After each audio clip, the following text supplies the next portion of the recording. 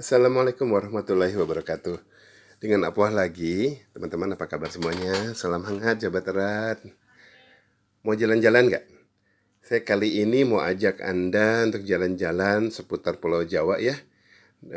Tetapi bukan secara real, kan lagi COVID. Nanti nggak boleh ketemu banyak orang, kita harus jaga jarak. Jadi sekarang jalan-jalannya secara digital.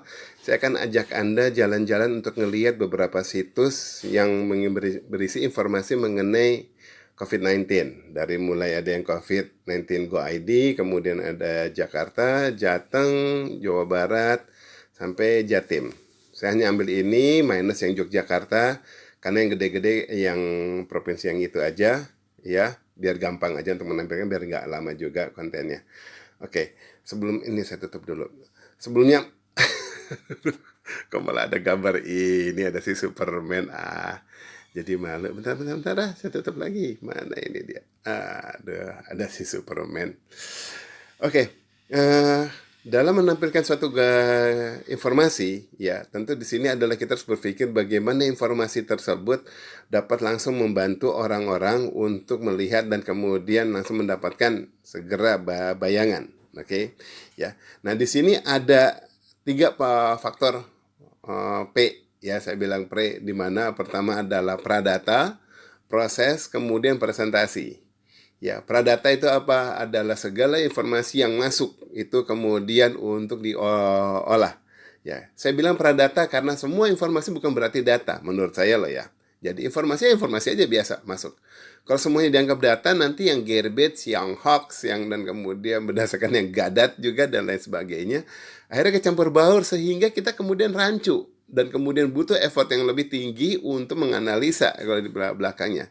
Tetapi kalau semua baru dianggap sebagai pradata, nanti diseleksi which one is the most verified and validate and then accurate gitu loh. Pas sudah dapat, itu yang diambil, ya. Itu yang namanya pradata. Setelah diambil, masuk kepada proses, dan di dalam proses ini kita mengolah untuk mengetahui apa untuk ditayangkan kemana, dan kemudian datanya ini tadi bisa diinjek ke situs mana lagi, dipakai untuk database apa lagi.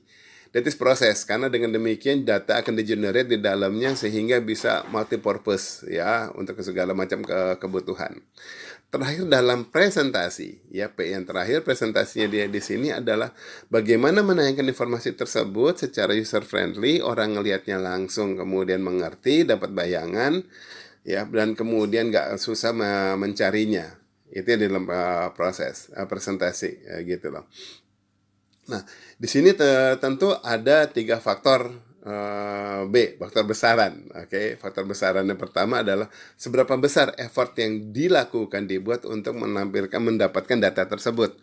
Seberapa besar orang yang terlibat, seberapa besar aplikasinya, seberapa besar teknologinya, dan kemudian segala sarana prasarana yang mendukung untuk informasi tersebut. Kemudian besaran yang kedua adalah seberapa besar manfaatnya ini bagi si masyarakat. Jadi segala effort yang seluas-luasnya diambil, wow udah pusing banget, capek bikinnya segala ngedesainnya, dan kemudian harus dimonitor 24 jam. Tapi ternyata tidak besar manfaatnya bagi penggunanya. Percuma juga effortnya, punten jadi akan sia-sia gitu loh. Ya. Dan kemudian besar yang terakhir adalah seberapa besar dana yang dikeluarkan untuk menampilkan atau memberikan informasi ini. Nah, besaran ini tentu juga perlu kalau di sini dinilai karena yang menjalankan adalah pemerintah-pemerintah yang juga menggunakan APBN, ya, APBD karena daerah, ya kan, dan kemudian nanti cuma dilihat effort yang dikeluarkan. Biasanya angkanya kan untuk bikin situs ada yang suka langsung mendadak miliaran gitu. Apakah sebetulnya cukup yang kayak gini-gini dibikin yang hanya sekedar beberapa puluh juta aja udah bisa dapat gitu loh, ya. Nah itu semuanya nanti dia dilihat dari besaran. Tetapi I will not involve dalam hal besaran karena itu urusannya udah investigatif. Lebih baik udah ada orangnya lah sendiri yang mengelola di situ. Oke, sekarang dalam memberikan informasinya itu ada 3I, ya. 3I adalah pertama informasi, ya, yang diberikan. Kedua ilustratif, jadi nggak hanya angka tetapi juga kemudian bisa gambar-gambar, grafik, karena grafik itu bermanfaat bagi orang untuk bisa memberikan gambaran, ya. Misalnya kayak kita angka 1980 dengan 1098, seolah-olah itu angkanya sama, Kalau secara jabar biasa, oh oke, yang satu kurang-kurang dikit. Padahal bukan kurang dikit, itu udah sampai setengahnya dari yang 1980, hampir lah mendekati setengah gitu ya.